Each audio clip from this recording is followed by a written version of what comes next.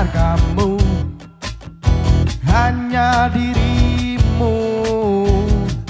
Ku bisikan cintaku, ku bisikan cintaku, hanya untukmu, hanya untukmu.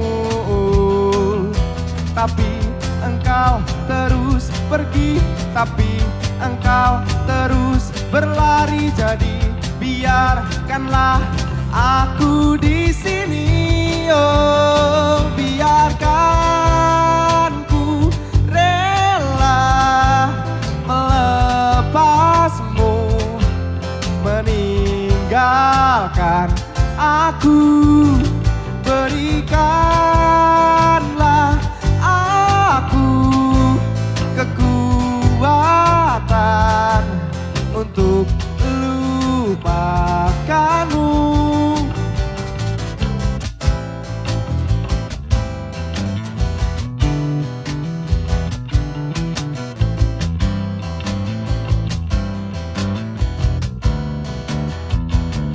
Waktu terus bergulir, sakit tetap mengukir dalam hidupku, dalam hidupku. Berikanlah jiwamu, berikanlah cintamu, hanya untukku, hanya untukku. Tapi engkau terus pergi, tapi engkau terus berlari. Jadi biarkanlah aku di sini. Oh, biarkan ku rela melepasmu, meninggalkan aku. Berikanlah aku kekuatan untuk lupakanmu. Kau jauh dariku, kau tetap menjauh dari aku.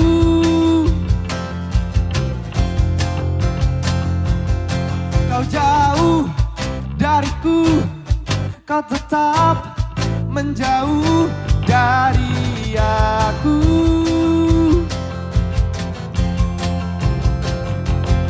Biarkan ku rela melepasmu, meninggalkan aku.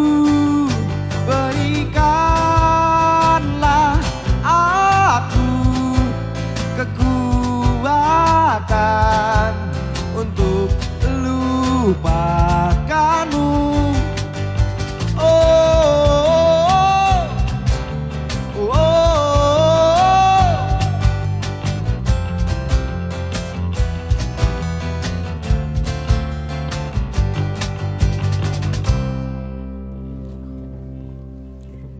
Terima kasih Prosper dengan satu lagu dari Niji, Biarlah. Ini sepertinya para musisi berkumpul ya. Ada vokalisnya The Massive, kemudian Virgon, ada juga ini Giring KW berapa begitu ya.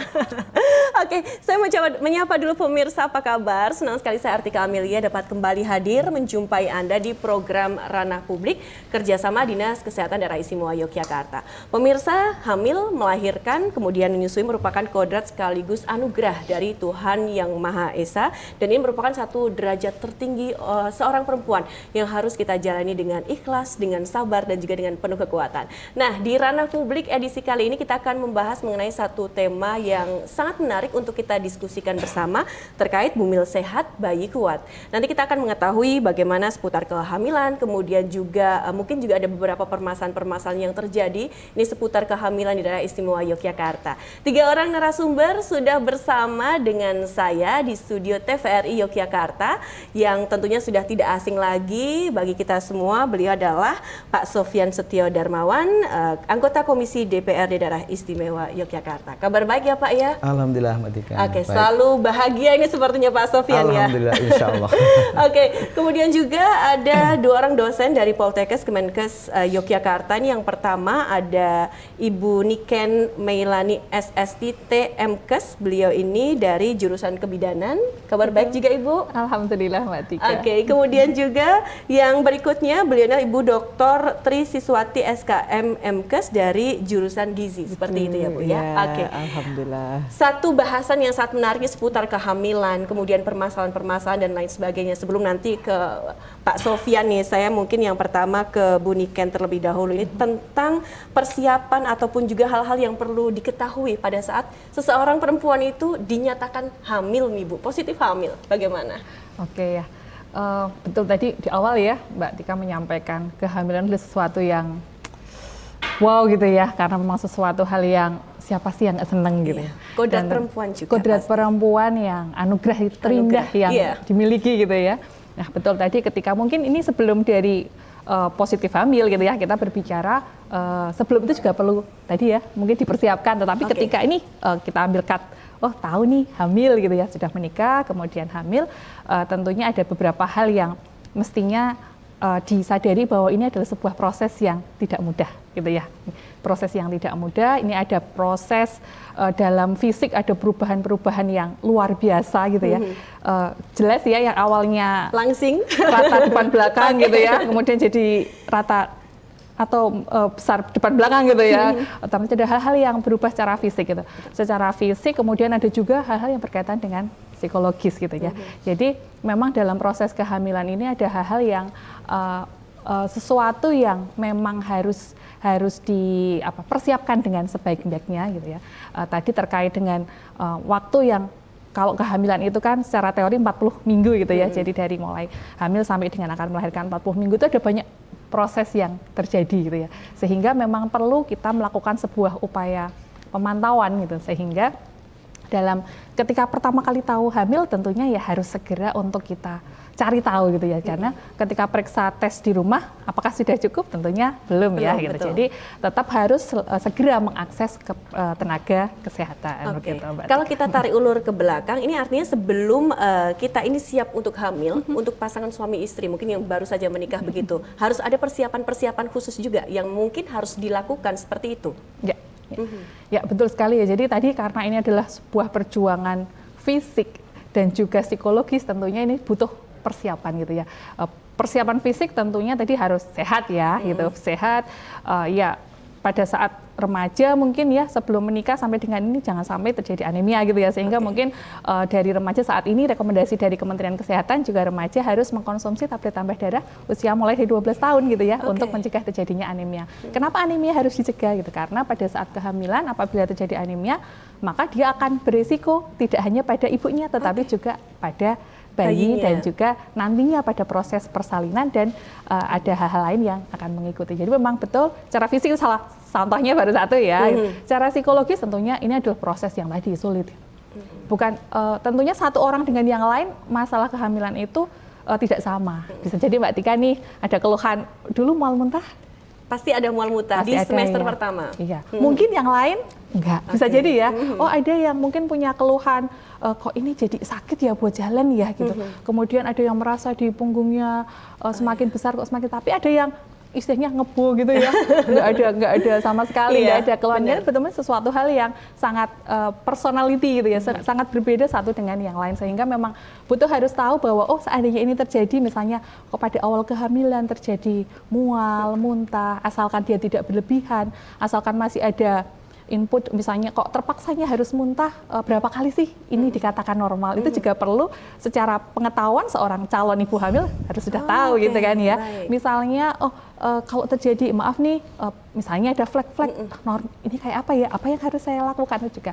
Plus tadi secara psikologis dia hamil nggak sendiri kan ya. Nah ini nanti suami juga harus perlu mendukung ada begitu ini peran di sini ya, ada dukungan tuh luar biasa karena di dalam jiwa perempuan hamil yang happy pasti insya Allah nih ya akan ada proses yang lebih smooth gitu ya. Tapi kalau ini siapa? Salah satu ada suami ini yang suami, ya. punya peran yang luar biasa. Paling tidak nanti kita bicarakan dukungan suami itu kayak apa juga sih dulu. Gitu. Baik, kita prolog dulu. Saya ke Bu Tri.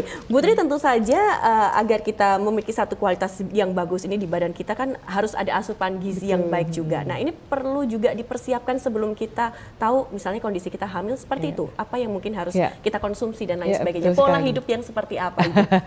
Ya, related dengan apa yang disampaikan Bu Niken tadi bahwa salah satunya adalah persoalan anemia, begitu ya. Hampir 50% ibu hamil itu mengalami anemia menurut Riskesdas tahun 2018.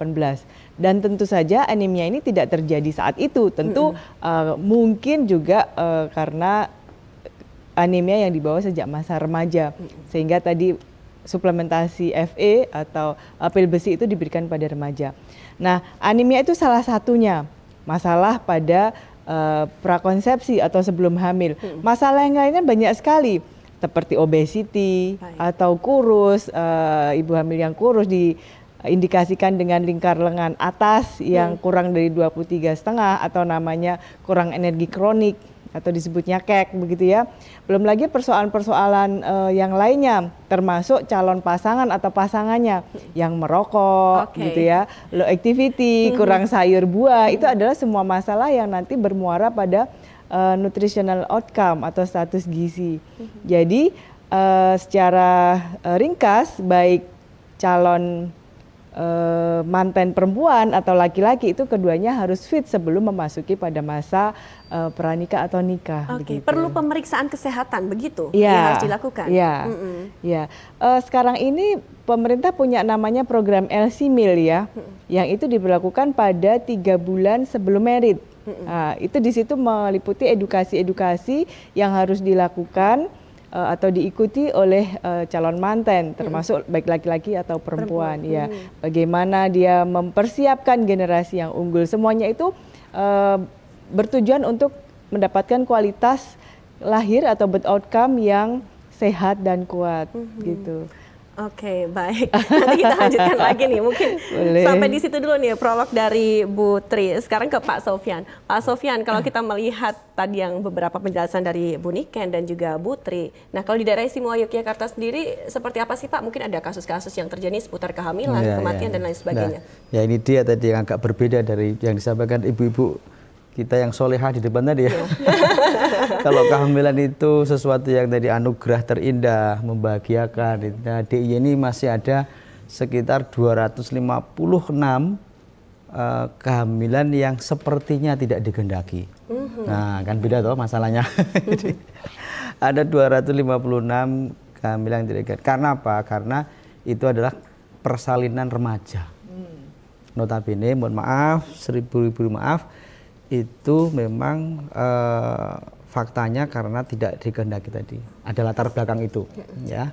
Oleh karenanya kita juga terus berupaya agar bagaimana mencegah justru. Jadi ini temanya nggak tahu sejalan nggak ini yang dengan tema hari ini ya. Karena karena yang saya sampaikan ini justru bagaimana mencegah agar tidak hamil tapi bagi remaja itu. Artinya tidak terjadi hal-hal yang mendorong terjadinya kehamilan tidak dikehendaki. Kalau yang Ibu sampaikan tadi kan yang dikehendaki nih. Seperti Mbak Tika juga tadi yang didoakan bahkan. Nah, ini ada case lain yang juga memperhatinkan. Nah, kemudian kalau ke berikutnya lagi juga masih ada angka kematian ibu yang cukup tinggi di DIY ini ya. Kalau jumlahnya sih tinggi ya, ada 130-an ya. Itu kematian ibu hamil, maksud saya hamil tadi, memang di catatan di waktu COVID kemarin ya, sepertinya mungkin sebagiannya memang juga karena kasus COVID gitu ya. Nah, ini saya kira yang mesti perlu kita perhatikan. Kemudian stunting ya, stunting juga DIY ini masih potretnya juga cukup tinggi, artinya berarti masih ada bagi ibu hamil atau bagi calon ibu, bagi ibu kita ini yang terus perlu kita dorong, dan pemerintah daerah tentunya DIY terus kita dorong untuk bagaimana memberikan asupan tadi gizi yang mencukupi ya, kemudian tablet tadi ya, tablet penambah darah tadi ya. Nah, itu saya kira ini yang kita dorong di DIY ini untuk mengurangi kasus-kasus yang tidak kita inginkan tadi.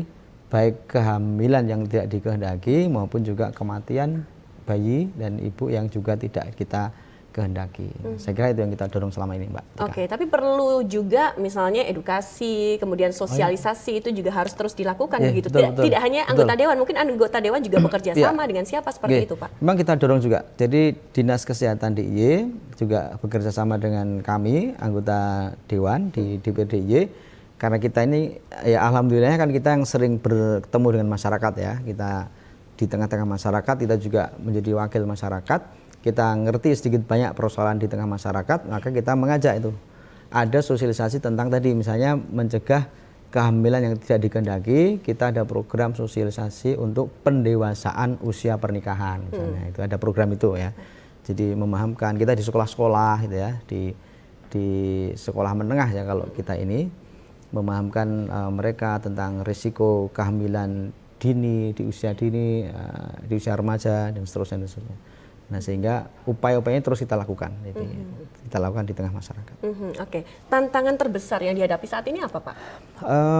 Ini tadi apa namanya arus globalisasi ya, komunikasi yang tanpa batas ini sangat mempengaruhi pola pikir, Iya, benar pola hidup gitu ya. Nah notabene kalau generasi muda kita tadi belum punya kesiapan yang kematangan maksud saya yang cukup, kemudian mendapatkan interaksi yang sedemikian luasannya ini, nah ini bisa mengakibatkan hal yang tidak dikehendaki ya.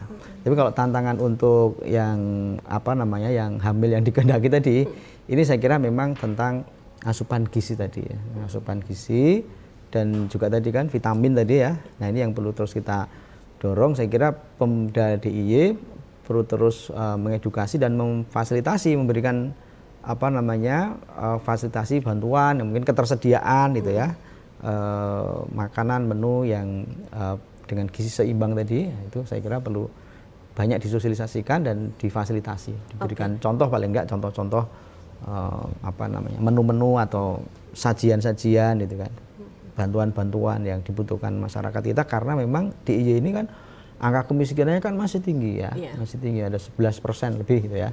Nah sehingga sangat boleh jadi banyak lapisan masyarakat kita ini yang tadi perlu mendapatkan tambahan asupan gizi tadi itu ya, ibu yang memang itu sangat diperlukan baik bagi ibu hamil maupun juga nanti janinnya. Oke, baik. Dan ternyata juga menu makanan yang sehat itu tidak harus mahal ya, kita juga bisa mengambil dari sekitar ya, kita sayur-sayuran betul, menanam sendiri ya. seperti itu. Okay. Nah, Bu Niken, bagaimana sih nantinya kita bisa memberikan satu pemahaman juga kepada ibu hamil ini khususnya agar mereka ini tetap rutin untuk melakukan pemeriksaan. Nah, nuwun sewu nih biasanya untuk yang di desa seperti itu kan hanya ke yang tertentu saja untuk pemeriksaan kesehatan. Apakah harus ke dokter atau mungkin juga bisa ke bidan ataupun ke yang lainnya? Ya. Jadi ketika tadi ya sudah hamil, baik yang dikatakan Pak Sofyan ini dikehendaki maupun tidak, ini menjadi PR adalah harus yang sudah ada ini berjalan dengan safe gitu ya, sampai nanti terminal persalinan sampai nifas ya, karena tadi yang kita singgung kematian ibu itu adalah dari kehamilan, persalinan sampai dengan nifas gitu ya. Jadi ini yang harus menjadi PR kita. Nah tadi apakah bagaimana caranya? Tentunya betul tadi Mbak Tika, ini harus rutin gitu.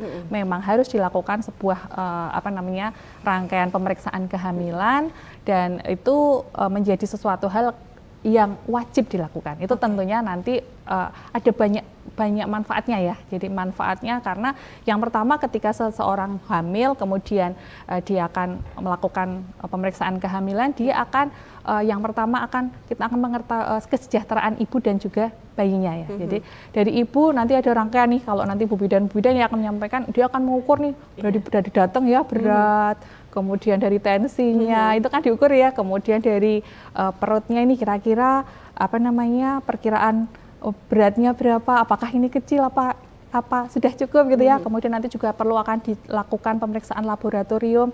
Nah, ini manfaat yang akan kita dapatkan ketika seorang ibu hamil itu rutin untuk melakukan pemeriksaan kehamilan gitu ya, terpantau gitu ya. Jadi seandainya pun ada sesuatu yang tidak dikehendaki, misalnya nih pada saat datang baik tiba-tiba nanti di usia kehamilan 4 bulan tiba-tiba kok tensinya naik. Nah, sesegera mungkin ini akan terdeteksi sehingga ini salah satu juga upaya deteksi dini terhadap masalah-masalah yang mungkin terjadi selama kehamilan. Oke, baik. Mungkin kalau di awal-awal kan masih 1 bulan sekali ya untuk pemeriksaan ya. Kemudian nanti untuk mendekati kelahiran udah seminggu sekali secara rutin seperti itu. Nah, nanti kita akan lanjutkan kembali pemirsa untuk perbincangan kita. Tapi sebelumnya kita akan menyaksikan kembali satu persembahan spesial dari Prosper dengan Saat Kau Hadir.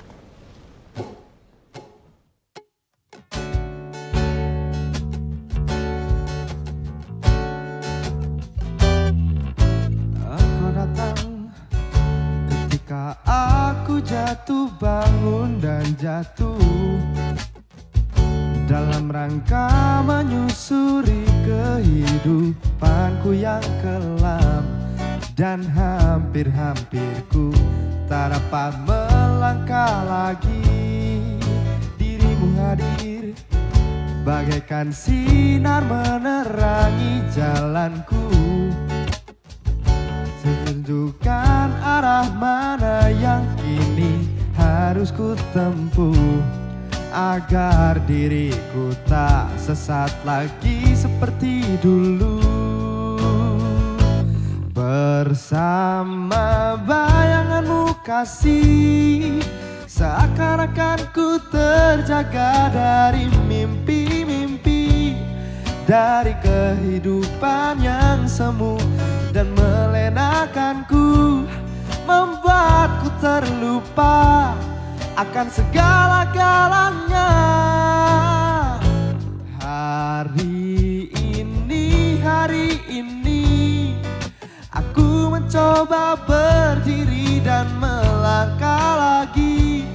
Bila esok sinar mentari pagi kan bersinar lagi, aku kan menuju cita-cita yang pasti. Pa-pa-pa-param, pa-pa-pa-param, oh. Pam, pa-pa-pa-param, pa-pa-pa-param, oh. Dirimu hadir bagaikan sinar menerangi jalanku. Kau tunjukkan arah mana yang kini harus ku tempuh, agar diriku tak sesat lagi seperti dulu. Bersama bayanganmu kasih, seakan-akan ku terjaga dari mimpi-mimpi, dari kehidupan yang semu dan melenakanku, membuatku terlupa akan segala-galanya. Hari ini aku mencoba berdiri dan melangkah lagi. Bila esok sinar mentari pagi kan bersinar lagi, aku kan menuju cita-cita yang pasti. Pa-pa-pa-param, pa-pa-pa-param, oh. Pam, pa-pa-pa-param, pa-pa-pa-param, pararararam.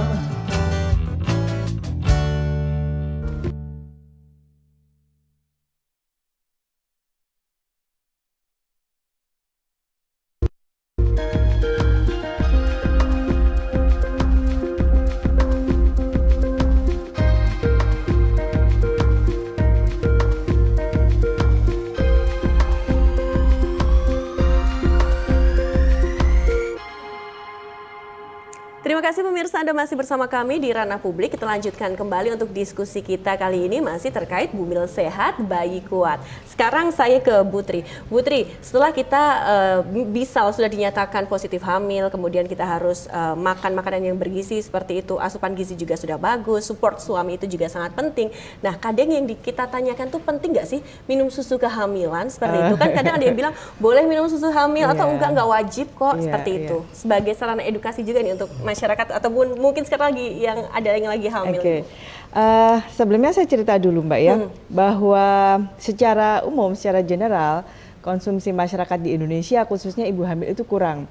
Ada survei Diet Total di tahun 2014, ternyata konsumsi ibu hamil itu double karbo. Wow. Ya, jadi makanya kadang-kadang minimum sekali protein, padahal ibu hamil sangat membutuhkan ya untuk dirinya sendiri dan janinnya. Jadi makannya itu adalah sayur, kerupuk, begitu ya. Kemudian proteinnya juga sekadarnya, protein nabati, dan akhirnya defisiensi energi. Jadi defisiensi energinya bukan hanya mikronutrien, tapi juga makro. Makro itu terdiri dari karbohidrat, protein, lemak. Sedangkan mikro itu yang esensial seperti tadi disampaikan Fe, folat, kemudian kalsium dan sebagainya. Nah, secara keseluruhan itu yang terjadi. Itu yang terjadi sehingga ibu hamil itu diberikan suplemen dari luar, tujuannya untuk memperbaiki asupannya. Nah, suplemen tadi apa saja? Salah satunya adalah susu. Sebenarnya sih tidak harus dalam bentuk susu, tetapi yang terpenting bahwa asupannya terpenuhi, begitu. Nah, di dalam susu yang dikemas untuk ibu hamil itu terdiri dari secara spesifik ya, ada Fe-nya dan ada folatnya. Dan jadi kadang-kadang dokter juga masih menambahkan suplemen dari luar, termasuk folat dan Fe. Diutamakan pada trimester awal atau pada awal kehamilan diberikan folat, asam folat ya, karena asam folat itu penting untuk mencegah risiko neural tube defect, jadi gangguan pada tabung saraf. Dimana kalau terjadi gangguan tabung saraf, maka yang terjadi kemudian adalah gangguan saraf termasuk anensefali, spina bifida dan sebagainya. Jadi utamakan di awalnya itu selain asupan makro dan mikro itu tercukupi juga adanya asam folat. Namun karena ibu hamil secara keseluruhan itu mengalami gizi yang tidak fit begitu, lalu itu ditambahkan semuanya. Oke, baik. Tapi nih Bu, biasanya kalau trimester pertama kan kalau kita makanan masuk ke dalam tubuh itu kan pasti mual, muntah seperti itu. Nah, antisipasinya seperti apa ataupun juga apa yang harus dilakukan oleh ibu hamil nih Bu agar tetap ada asupan gizi yang masuk, tidak hanya untuk diri kita tapi untuk janin kita. Itu betul sekali, ada morning sickness dan sebagainya. Jadi ada beberapa trik supaya asupan itu bisa masuk. Yang pertama, hindari menu-menu yang berbau tajam seperti bawang ya, kemudian makan dalam porsi kecil atau sering atau small but frequent. Dengan small but frequent kebutuhan akan terpenuhi dan rasa mual mungkin akan ditapis begitu ya. Lalu hindari juga makan makanan yang fast food siap saji. Ya. Kenapa itu Bu? Kadang kan kita pengen cari yang cepetnya aja dan juga enak suka gitu. Ya sebaiknya karena di situ mungkin ada beberapa proses yang menyebabkan nutrisi itu hilang, loss nutrition. Mie dalam kemasan tuh sebenarnya juga dihindari kalau bisa. Ya dibatasi. Kadang kan katanya pengen banget gitu harus makan. Ya juga tidak dihindari tapi dibatasi ya. Mie instan itu tinggi natrium ya. Kemudian juga kalau ibu sudah punya risiko hipertensi, dia akan memicu pada terjadinya preeklamsi atau hipertensi pada masa kehamilan begitu. Oke, baik. Waduh, ternyata harus banyak ini yang diketahui ya untuk para calon ibu ini. Betul. Kemudian seringkali mual begitu ya. Yang dituduh adalah Fe, padahal Fe itu penting atau suplemental besi ya. Caranya adalah konsumsinya pada malam hari sehingga ibu itu lupa bahwa dia mual gitu. Jadi dan jangan diminum pada saat dia aktivitas atau di siang hari begitu kira-kira. Untuk beberapa trik untuk menghindari rasa mual itu. Suplemen untuk tulang itu juga sangat penting juga ya, Bu. kalsium betul karena ibu itu kan mempersiapkan janin yang juga dia tumbuh dan berkembang. Selain tulangnya juga giginya. Jadi sebenarnya pada saat kehamilan bakal gigi itu sudah dibentuk. Jadi kalau ibu-ibu itu ibu hamil kekurangan kalsium, maka kebutuhan janin akan kalsium diambil dari depositnya, deposit di tubuh ibu. Nah, itulah yang menyebabkan ibu hamil itu juga mengalami defisiensi kalsium, akibatnya giginya copot, kemudian dia Rambut rontok itu juga salah satunya. kalau rambut rontok rasanya kaitannya dengan mikronutrien lain ya, tetapi kalau kalsium itu kaitannya dengan gigi dan tulang. Ya, sehingga karena deposit kalsium tadi diambil dari cadangan si ibu, maka ibu akan cepat mengalami keropos. Sehingga selain deteksi dini kesehatan kehamilan, ibu juga harus datang ke dokter gigi. Begitu. Baik. Pak Sofyan, Pak, kompleks sekali loh Pak, ini banyak sekali loh Pak tanggung jawab kita sebagai seorang istri, sebagai seorang ibu dan lain sebagainya. Saya juga ingin tahu Pak, kebijakan dari DPRD Daerah Istimewa Yogyakarta sendiri ini khususnya bagi kesehatan ibu dan bayi dan anak juga nih Pak, bagaimana? Alhamdulillah kita juga support itu Mbak Tika ya dan ibu-ibu semua ya yang solehah-solehah ini. Jadi DIY ini kita alhamdulillah juga ada peraturan daerah ya, memang tidak spesifik judulnya tentang ibu hamil sih ya, tapi peraturan daerah kita tentang penyelenggaraan perlindungan anak. Nah ini terus kita dorong, kita sosialisasikan di masyarakat karena di situ nanti muncul apa tugas tanggung jawab pemerintah daerah, juga apa tugas kewajiban orang tua dan juga masyarakat ya. Misalnya di beberapa pasal ada pasal 11 misalnya tentang bagaimana menjaga kesehatan janin. Nah, ini tegas itu di dalam pasal kita itu tugas orang tua itu yang tentu disupport oleh pemerintah daerah itu bagaimana pada pasal 11 tadi ada ayat salah satu ayat itu menjaga kesehatan janin. Nah, jadi berbagai upaya-upaya tentu harus dilakukan. Ini sebagai amanah dari peraturan daerah tentang penyelenggaraan perlindungan anak.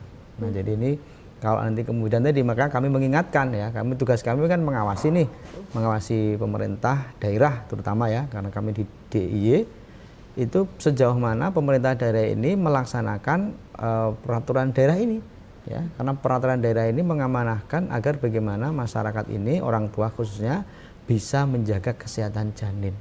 Nah, tentu harus mensupport tadi, makanya salah satunya kita mensupport dengan tablet tambah darah tadi misalnya ya, dan tentu kita dorong terus untuk bagaimana ya bentuk-bentuk paket-paket yang lain, bukan tablet saja tapi paket.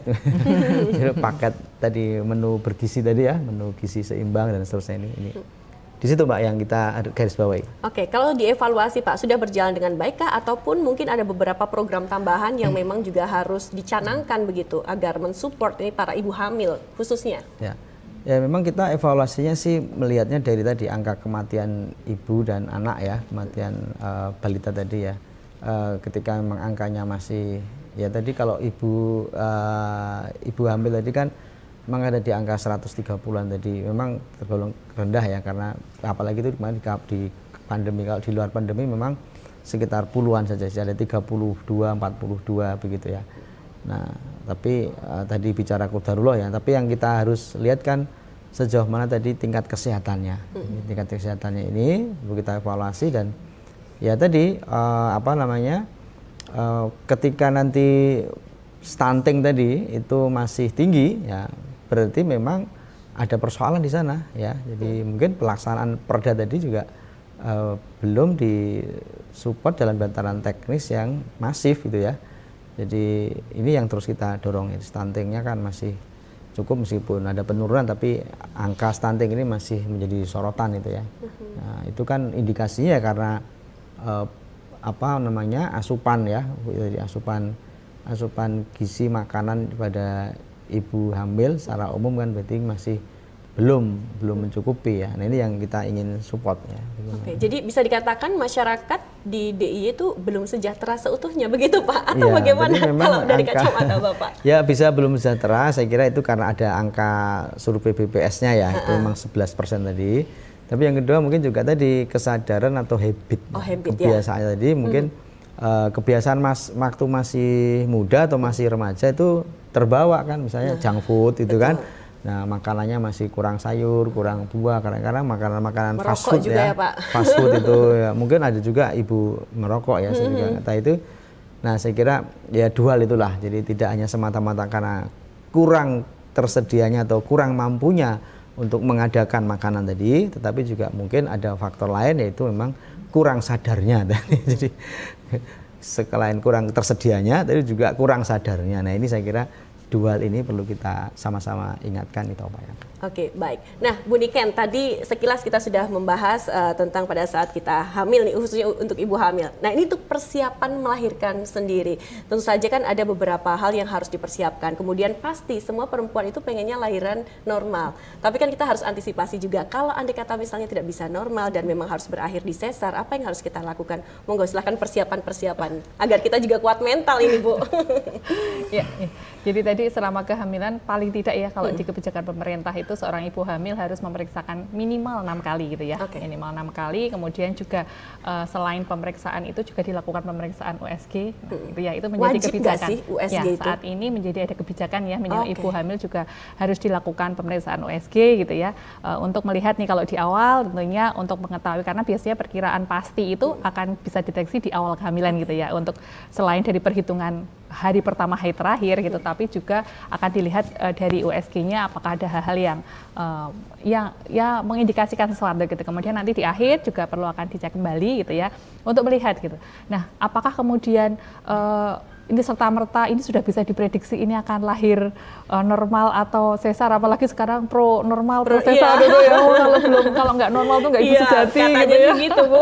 Padahal semua sama aja loh, taruhannya nyawa juga proses ya. Betul ya. Jadi memang dalam persalinan itu sebenarnya yang secara teori ada 3 gitu ya, ada 3 faktor. Yang pertama adalah power gitu, power adalah kekuatan gitu ya. Bisa jadi pada saat persalinan si ibunya hisnya ya, kontraksinya tidak kuat, atau memang karena dia anemia kemudian memang menjadikan kontraksinya tidak adekuat, itu bisa jadi seperti itu. Kemudian ada yang kedua adalah terkait dengan masalah jalan lahir ya, bisa jadi memang yang terlahir dengan panggulnya sempit ya. Panggul itu tidak sesuai dengan dia kecil, panggulnya pasti kecil, atau yang gede-gede itu yang kelihatan kayaknya udah itu pasti gede ya, ternyata nggak bisa seperti itu ya, karena ukuran panggul itu sebenarnya bisa diukur ya, ada pengukuran, tapi memang tidak bisa dilihat secara kasat mata gitu. Kemudian yang ketiga adalah dilihat dari bayinya gitu ya.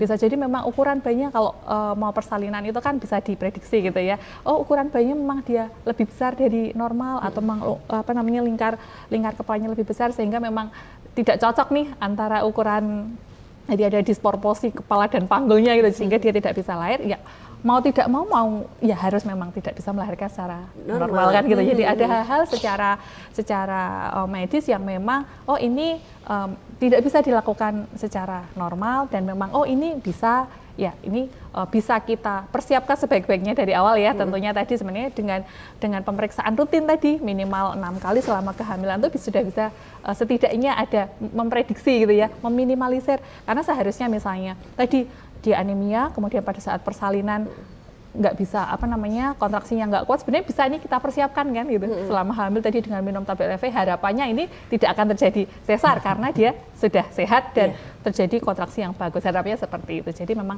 ada hal yang bisa dipersiapkan, tapi juga tadi ada hal-hal yang ada karena ini ya, dari faktor kekuatan, ada faktor dari jalan lahirnya, dan ada faktor dari janinnya gitu. Jadi memang bisa normal, bisa sesar. Ya itu menjadi salah satu, ya semuanya jadi ibu gitu ya, perjuangan ibu sama-sama sakitnya ya, Mbak Tika ngerasain yang mana terus sakit semua gitu ya. Gitu. Oke, jadi artinya kesiapan mental penting, kesiapan fisik, dan paling penting juga kesiapan finansial itu juga penting ya Bu ya. Oke, baik. Nah, terkadang ada juga nih kondisi di mana kita itu tidak sadar ternyata janin yang ada di dalam tubuh ibu itu ternyata sudah meninggal seperti itu. Nah, apa yang harus kita waspadai ataupun juga yang harus kita ketahui Bu? Ya betul sekali ya Mbak Tika. Jadi selama kehamilan itu ada beberapa yang memang sebenarnya ibu punya buku KIA ya, buku pink ya, yang itu sebenarnya informasinya banyak sekali itu, dan memang perlu ibu hamil untuk membuka itu. Sebenarnya ada beberapa pesan-pesan ya. Salah satunya menilai tadi ya kesejahteraan janin, kalau diperiksakan pasti oleh bu bidan atau dokter akan dicek denyutnya ya, akan didengarkan gitu ya. Tetapi kalau kesejahteraan janin itu juga bisa dirasakan oleh ibu. Jadi dengan gerakan janin gitu ya. Jadi gerakan janin itu bisa dinilai oleh ibu adalah frekuensi dalam 24 jam. Oke. Gitu ya. Jadi minimal ketika seorang bayi sehat itu ya, itu dia akan bergerak lebih dari 10 kali dalam 24 jam itu. Oh, Gitu ya. oke. Tapi ketika ternyata misalnya ada sesuatu hal yang kok gerakannya dia kurang dari itu, maka harus segera ibu harus memeriksakan diri ke tenaga kesehatan untuk memastikan ada apa ini gitu. Jadi itu sebenarnya bisa diukur, tidak harus kemudian kita ini ya bawa kemana-mana. Oh saya kan nggak punya, ya yang punya memang dokter atau bidan ya. Betul. Tapi ibu bisa mengukur sendiri gitu dengan bagaimana dengan gerakan janin anak saya gitu. Jadi kalau ini ada batasnya 10, tapi nggak yang gede sih, tapi benar-benar satu ini ya kerasa ya kalau clear gitu ya, itu sampai satu ini kita hitung 1 kali gitu ya. Nanti ini memang kalau ini lebih banyak di malam hari ya, ya sama lah ini polanya malam hari dia akan banyak bangunnya dan siang dia akan tidur gitu, sehingga memang ketika siang hari gerakannya mungkin tidak sebanyak pada saat dibandingkan dengan malam hari. Gitu. Itu salah satunya ya, atau dengan yang lain ketika ada perdarahan gitu ya, ada tiba-tiba ada flek keluar, kemudian tiba-tiba ada ketuban tiba-tiba pecah gitu ya, sudah atau belum waktunya, ada tanda-tanda seperti itu harus segera ke layanan kesehatan. Jangan panik ya, langsung ke layanan kesehatan saja begitu ya. Iya, betul. Oke, saya pernah ditegur, jadi buku KIA-nya itu jangan disimpan aja, harus dibaca-baca, karena kan harus ada grafik juga yang harus kita ini juga tulis di situ, diisi ya. Oke, kita jeda dulu pemirsa, karena semakin menarik perbincangan kita. Jangan kemana-mana, tetaplah bersama kami di Ranah Publik.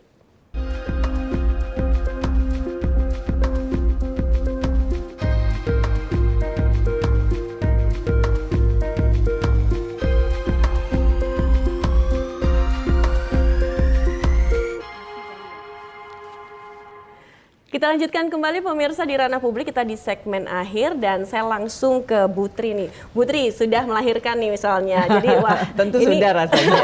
sudah lega, tapi masih ada PR lagi. ASI eksklusif kita harus menyusui. Nah kadang yang dikhawatirkan oleh ibu-ibu muda nih ya, aduh ini ASI saya itu nggak keluar, ya udah saya langsung ke Sufor. Padahal kalau nggak salah 3 hari ya itu bayi tanpa minum ASI pun juga masih sehat, masih kuat. Mungkin bisa dijelaskan Ibu, silakan.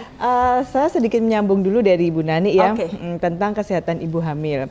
Jadi menuju power, kemudian persalinan yang normal ataupun nanti SE, itu ada satu indikasi atau indikator kesehatan ibu yang dilihat dari berat badan. Ya, berat badan adalah menjadi satu kunci melihat kesehatan ibu. Berapa penambahan berat badan yang direkomendasikan tergantung dari start point-nya.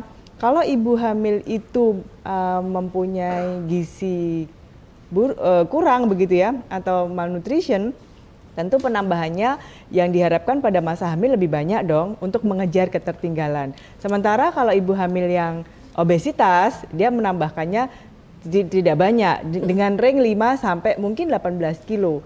Kalau ibu hamil itu obesity ya mungkin tambahannya 5 sampai 9 kilo. Kalau normal ya 7 sampai 11 atau 13. Sementara kalau yang kalau yang kurus itu diharapkan sampai dengan 11 sampai 18. Nah, itu salah satu dari penambahan berat badan adalah untuk mempersiapkan ASI. Nah, kalau ibu hamilnya kurang gizi, tentu produksi ASI-nya juga akan terganggu begitu. Ya, memasuki masa laktasi, dipastikan dulu bahwa masa hamilnya juga mendapatkan edukasi dan gizi yang bagus begitu ya. Nah, bagaimana ibu hamil itu mendapatkan bisa memberikan ASI yang memadai? Tentu di kebidanan itu ada yang namanya kelas ibu hamil. Ya, diharapkan sih bukan ibu hamilnya aja yang datang, tetapi juga bapaknya atau suaminya. Karena ini support system yang sangat mendukung gitu. Jadi keberhasilan menyusui bukan hanya physically, tetapi juga psikis. Jadi ketika ibu hamil itu merasa nyaman, produksi ASI itu akan lancar. Ya, kadang dirasakan baby blues juga loh Bu. Nah itu nanti pengaruh juga untuk produksi ASI. Ya, justru itu support lingkungan itu harus mendukung. Ya karena itu adalah psikis ya, sifatnya ada psikis. Jadi sesuatu yang nggak nampak tetapi sangat mendukung itu juga harus di push begitu. Utamanya ada lingkungan terdekat, apakah itu suaminya, apakah bapak ibunya, mertuanya. Mungkin kalau anaknya itu jeda lahirnya tidak jauh, nah mungkin gimana pengasuhan si anak pertama atau kedua begitu. Itu adalah semua support system yang membantu ibu untuk bisa memberikan ASI eksklusif. Lalu sebelum ke ASI eksklusif ada namanya inisiasi menyusu dini. Oh iya, IMD ya. IMD. Semua sekarang sudah rawat gabung ya antara ibu dan bayinya, sehingga itu menjadi program untuk menuju keberhasilan menyusui. Jadi kalau IMD gagal, bisa diprediksi ASI eksklusifnya juga gagal, sehingga faktor ini menjadi faktor yang penting untuk dilakukan. Ya, inisiasi menyusu dini, bagaimana bayi itu bisa meraih puting ibunya begitu ya. Nah, selanjutnya adalah pelekatan. Ya, pelekatan. Kalau secara fisik pelekatan itu antara mulut bayi dengan dagu itu menempel dengan payudara ibu. Itu dipelajari di kelas ibu hamil gitu. Jadi tidak serta-merta bayi diletakkan di dekat ibunya, tidak, tetapi pelekatan itu penting sehingga ibu terhindar dari lecet ya, bayi rewel begitu karena tidak keluar secara sempurna dan sebagainya. Kemudian yang menarik lagi adalah ibu yang bekerja. Ya kan? Sekarang pumping itu juga penting ya. Saya pumping gimana pun dulu biasanya. Itu ada praktek yang sangat baik bahwa sekarang setiap setiap public area itu sudah dilengkapi dengan ruang laktasi. Ya, ruang laktasi karena harus itu pengejawantahan dari Perda ya, Perda yang mendukung tentang ASI eksklusif. Jadi bagaimana cara pumping, kemudian berapa lama ASI bisa disimpan, lalu selanjutnya kapan diberikan, yang mana duluan nih, kemudian juga mungkin ada perlu delivery. Ya, kalau ibunya bekerja di suatu tempat yang agak jauh dari rumahnya, tentu butuh support ya. Bagaimana ASI itu dikirimkan. Bahkan ada ayah yang siaga begitu ya, menjemput ASInya, memberikan ke anak atau dan sebagainya. Itu adalah suatu edukasi yang mestinya diberikan komprehensif. Begitu. Penyimpanan ASI pun juga ini kita harus memahami juga ya, di freezer berapa lama dan lain sebagainya seperti itu. Di suhu ruang atau di freezer atau di lemari pendingin biasa begitu. Pentingnya ASI eksklusif apa sih? Pokoknya gimana caranya agar kita ini bisa minimal 2 tahun ya? Karena itu kan hak anak ya Bu untuk menyusui kan. Ya, saya koreksi sedikit Mbak, kalau ASI eksklusif itu 0 sampai 6 bulan. 0 sampai 6 bulan. 0 sampai 6 bulan dan dilanjutkan menyusu didampingi dengan MPASI sampai 2 tahun. Ya. Nah, di situ di ASI eksklusif itu tentu mengandung banyak zat gizi, utamanya imunoglobulin. Ya, itu untuk proteksi atau herd immunity, imunitas dari si bayi, yang itu mungkin tidak didapatkan pada susu formula. Lantas uniknya bahwa apa yang dibutuhkan si bayi itu disediakan oleh si ibu. Kemungkinan ya atau bisa dipastikan bahwa komposisi ASI hari ini berbeda dengan kemarin dan besok. Nah, itu menyesuaikan dengan fisiologi si bayi, menyesuaikan juga dengan asupan si ibu. Jadi begitu dahsyatnya Allah sudah menyediakan makanan untuk si bayi 0 sampai 6 bulan hanya dengan ASI saja.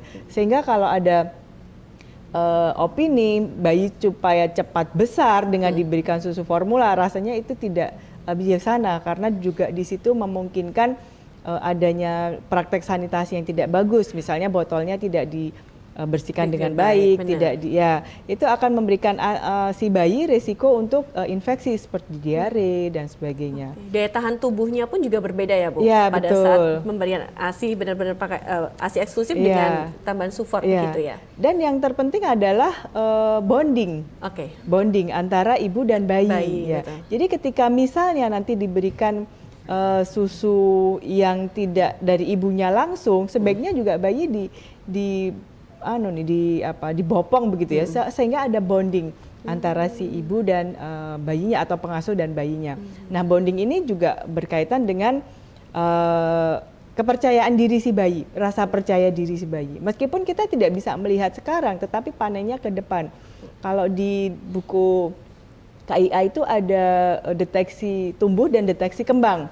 Apakah pada usia sekian anak-anak bisa sekian, bisa merangkak, bisa membedakan warna, bisa membedakan pengasuh dan sebagainya. Itu adalah satu keterampilan-keterampilan yang harus diraih anak. Apakah itu motorik kasar, motorik halus, bahasa, self confidence, dan sosial.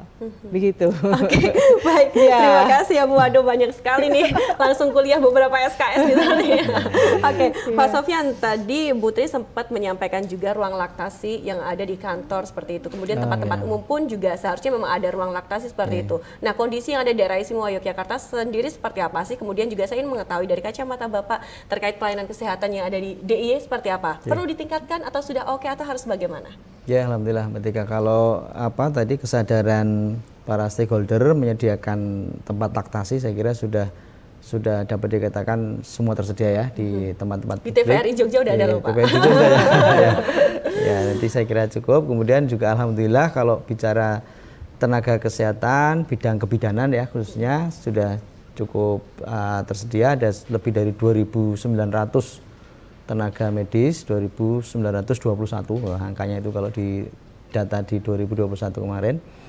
Kemudian para ibu hamil yang melahirkan dengan tenaga kesehatan itu juga sudah 99% lebih.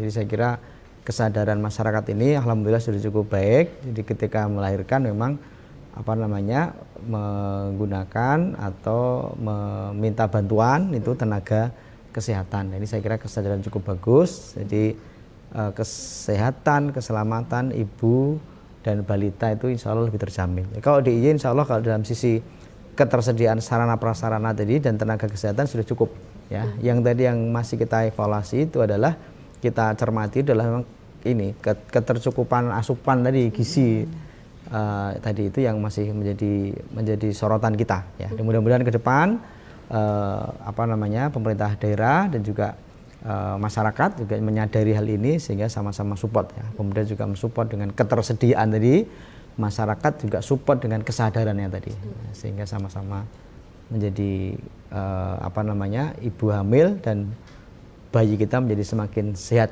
ke depan, insya Allah. Baik, tapi perlu juga Pak, misalnya kayak semacam pendampingan ataupun event ataupun acara-acara yang digelar itu terkait tentang ibu hamil untuk anak dan lain sebagainya untuk sarana memberikan satu edukasi kepada mereka Pak. Ya saya kira kalau bentuk-bentuk promosi saya kira perlu ya, tetap perlu ya untuk membangun kegembiraan, membangun kebahagiaan. Jadi sehingga memiliki bayi itu mungkin masih hamil itu juga tidak confused, tidak panik, tidak gelisah, tidak panik gitu ya. Itu juga harus dikondisikan dengan berbagai bentuk-bentuk forum di Posyandu itu misalnya ya, itu kita dorong di Posyandu. Dan juga nanti mungkin pasca melahirkan juga perlu ada forum-forum seperti itu supaya ada tukar informasi, ada persamaan kebersamaan. Ini Posyandu, jadi Posyandu balita itu ya Bu ya. Nah ini kita support juga, benar Mbak Tika tadi, kita support juga di Posyandu balita itu misalnya tadi fasilitasi untuk mendukung ini mengecek berat dan tinggi bayi ya, panjang ya bayi ya. Panjang itu kita fasilitasi. Jadi di beberapa titik juga kita fasilitasi untuk sarana prasarana, kita dorong pemuda untuk memberikan itu dan kita sering dampingi. Untuk memberikan sarana sehingga kita memastikan bahwa posyandu balita kita memang care, memang perhatian betul terhadap kondisi generasi kita ke depan ya. Dari balita-balita ini. Terima kasih Pak Sofyan. Ini waktunya mepet sekali. Sebelum saya closing, kayaknya saya pengen closing statement terlebih dahulu masing-masing narasumber, singkat saja Bu dari Bu Tri yang disampaikan. Silakan.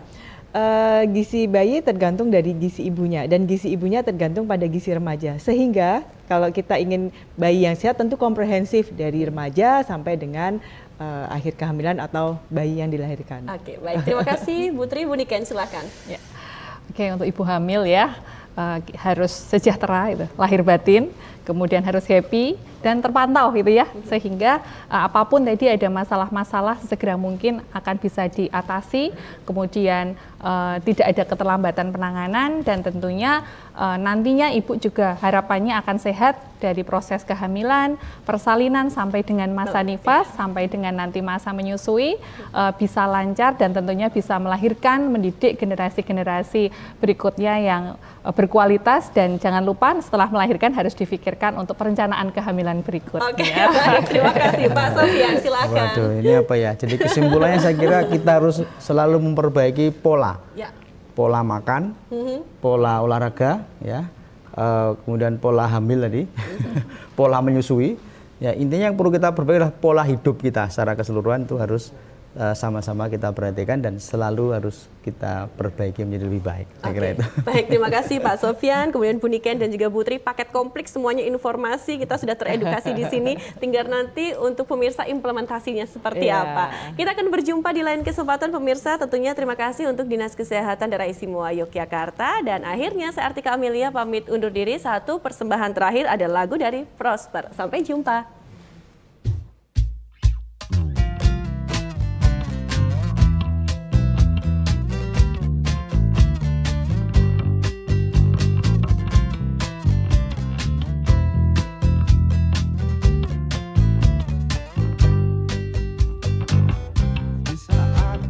Bersama di waktu kita tertawa menangis merenung oleh cinta,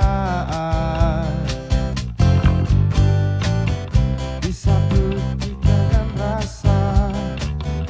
rasa di mana kau melayang jauh dari jiwaku juga mimpiku.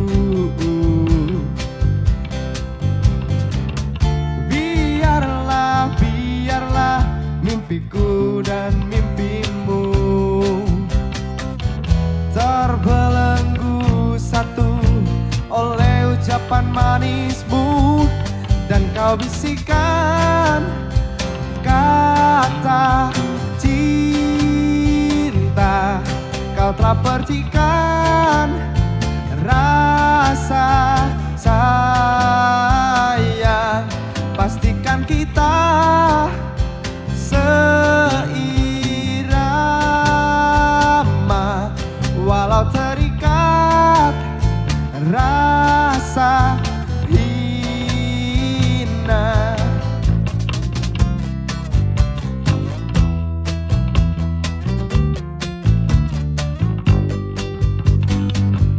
Sekilas kau tampak layu bila kau rindukan gelak tawa yang warnai lembar jalan kita. Reguk dan teguklah mimpiku dan mimpimu terbelenggu satu oleh ucapan manismu, dan kau bisikan kata cinta. Kau telah percikan rasa sayang. Pastikan kita seirama walau terikat rasa hina, dan kau bisikan.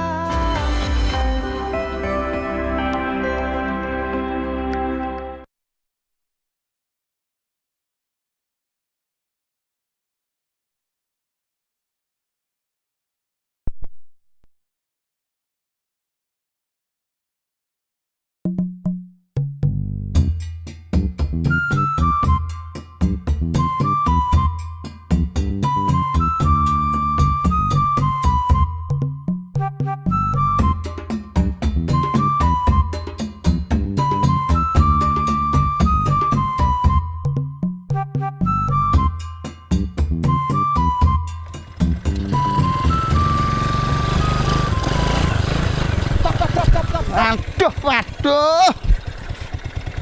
Borong apa Mas Pur? Kelihatan banyak banget itu loh. Waduh, kamu tuh makanya yang update.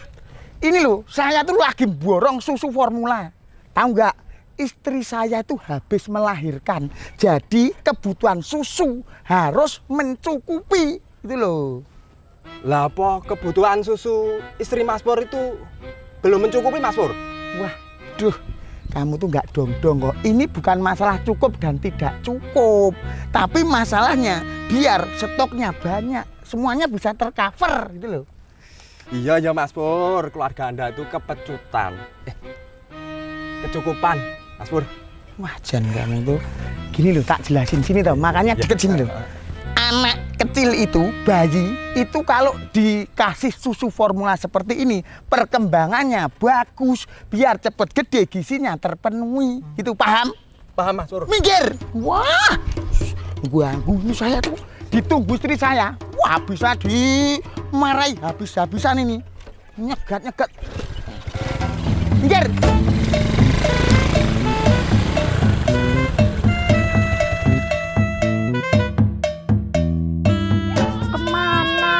Mas, dari tadi suruh beli susu ya nggak pulang-pulang. Iki lho anak wes nangis, belum minum. Wah, ngelak. Mesti ditinggal mancing. Awas mengkonek Bali. Rasa. Ih. Begitu nggih Mas Satria. Kita harus banyak mengedukasi dan memberikan sosialisasi kepada masyarakat tentang pentingnya ASI eksklusif bagi ibu dan bayi. Nggih, siap Bu Bidan. Iya Bu Bidan. Kemarin itu saya dengar info kalau istrinya Mas Persegi itu baru saja melahirkan, Bu Bidan. Oh ya? Kalau begitu mari kita jenguk sekalian melihat kondisi ibu dan bayinya juga. Ayo, sekarang kita ke sana Bu Bidan. Oke, ayo.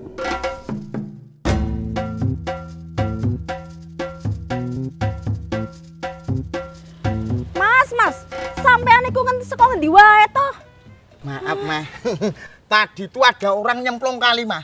Sebagai seorang pemuda yang bertanggung jawab, tak tolongin tuh, Mah. Nolongin. Paling ya mbok tinggal mancing. Hok ta? Nah, piye toh, Mah? Lah ikannya itu menggoda banget loh, Mah. Selamat pagi. Bu Bidan. Ada apa ini? Nggih. Ada apa ini kok ribut-ribut? Ini loh, Bu. Mas Pur. Dari tadi loh saya suruh beli susu. Nggak pulang-pulang malah ditinggal mancing. Lah emangnya beli susu apa, Bu?